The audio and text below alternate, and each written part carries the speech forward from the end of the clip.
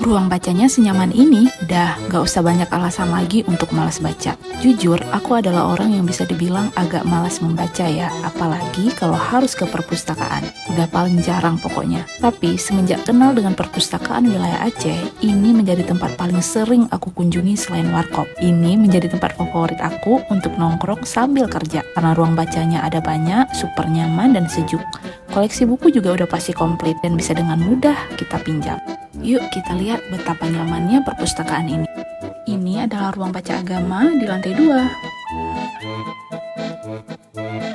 Sedangkan ini adalah ruang baca disabilitas di lantai 1. Kalau ini adalah ruang baca deposit atau ruang pengolahan bahan pustaka. Kalau ini adalah ruang baca umum yang langsung berhadapan dengan Kurung Lamnyong. Kalau ini adalah ruang baca anak yang super nyaman.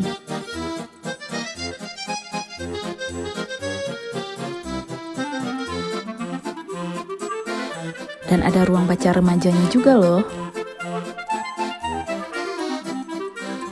Nah, nyaman banget kan? Jangan lupa kesini ya. Bagi yang udah pernah kesini, bagi kesan-kesannya di kolom komentar ya.